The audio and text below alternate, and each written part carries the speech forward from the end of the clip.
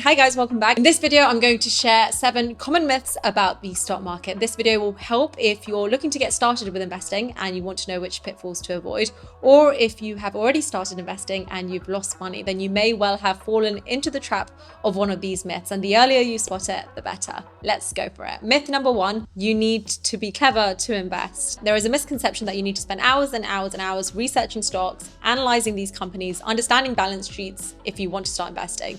And the world of finance is full of a lot of jargon that I admit can be quite intimidating when you're not in the field. And sometimes I do actually think, is this jargon just there to stop people going out and investing and taking control of their own personal finances? Is this jargon there to make people feel like they don't really understand investing, so they either steer clear or they just pay someone else to do it for them because that's far easier? And fair enough, I do think that there is definitely space for professionals to exist in this field or in any field, but there is an element of it that you should know how to handle and know to understand yourself. It is personal finance. You don't need to or have to go to a financial advisor to start investing. You don't need to know all the ins and the outs to understand everything in a financial statement to start investing. And by and large, it's not about doing an extensive amount of research on stock after stock after stock, or having a good instinct or knowing what's happening in every single industry. It's about kind of understanding the basic principles of investing and getting started, and then having the discipline to keep it going.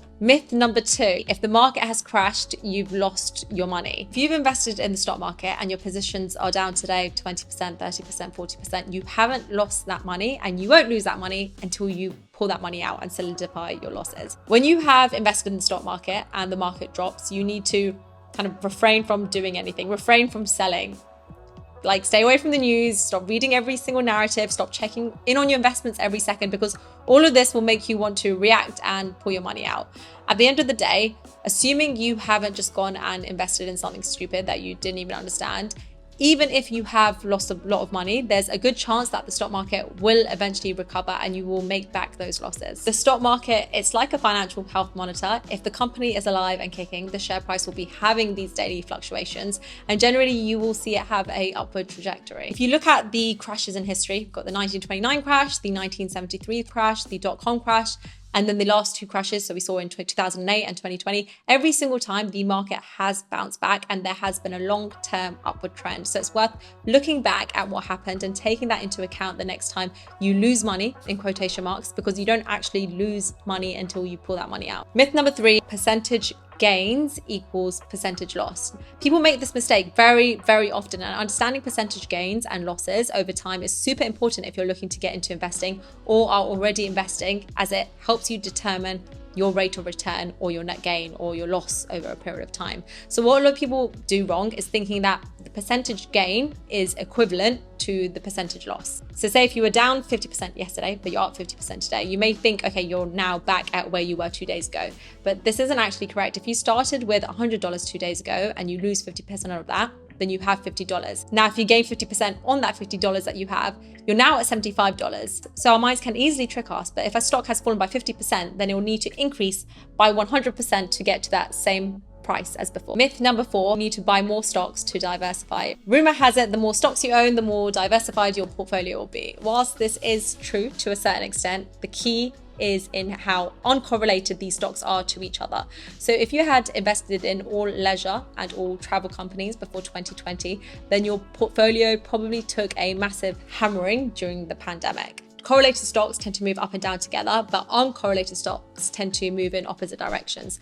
And a portfolio, so of all travel stocks, for example, wouldn't be very diversified because they would likely all move in tandem with each other. So the key is to offset any losses by spreading out money across multiple sectors and across multiple asset classes. So stocks, bonds, metals, real estate, so you have enough chances to make money in any kind of economic environment. Myth number 5, you need to buy the trough. Despite what many YouTube or TikTok self-acclaimed stock traders say, or may try to tell you, nobody actually knows what the market is going to do. Timing the market is incredibly difficult, and actually it takes 2 decisions to be made correctly. So when to get out and when to buy back in. Hypothetically, it's super easy to say, I'll buy in when the shares are at rock bottom, but no one knows when rock bottom is. It's only after rock bottom passes or has passed that we know that that was rock bottom. Hindsight is 2020. So if you are seeing a market crash or a market correction, and it's likely that it will continue for a few months ahead, then it's a good idea idea to dollar cost average your investments into it. So for example, instead of putting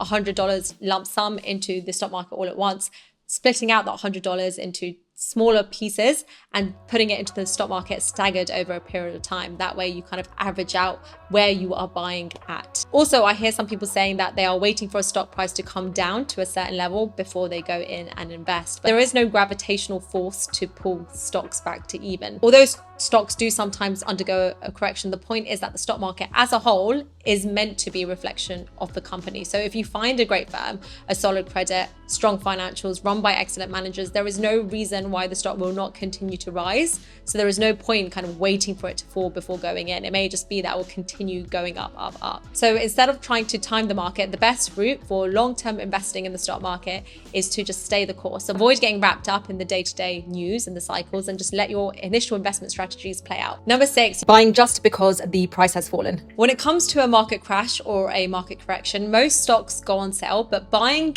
every stock simply because the price has fallen is not a good strategy. So suppose you're looking at two stocks. Stock A reached an all-time high last year around $50, but has since fallen to $10 per share. On the other side, you have stock B, and it's a smaller company, but it's recently gone from $5 to $10 per share.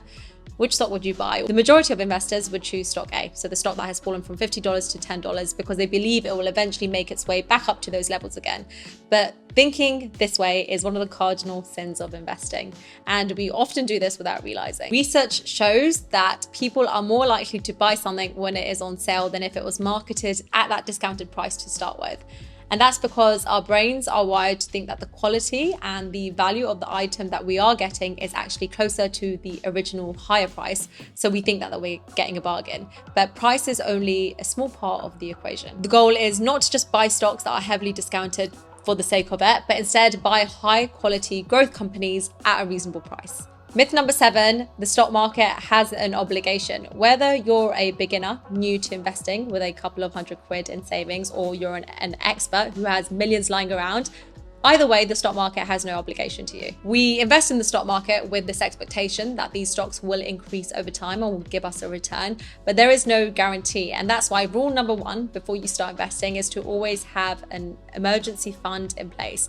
This should be at least 3 to 6 months of your basic living expenses just kept to the side before you start investing that money. That way, if anything unexpected happens, so you lose your job, your car breaks down, your boiler breaks, you at least have funds that you can cover on a rainy day, and you won't need to tap into your investment portfolio or sell your shares at a loss just because you didn't have that emergency fund in place. So hopefully this gives you some ideas on pitfalls to avoid if you're looking to invest in the stock market. Thank you for watching. Don't forget to subscribe if you haven't already, and hope to see you in one of my next videos.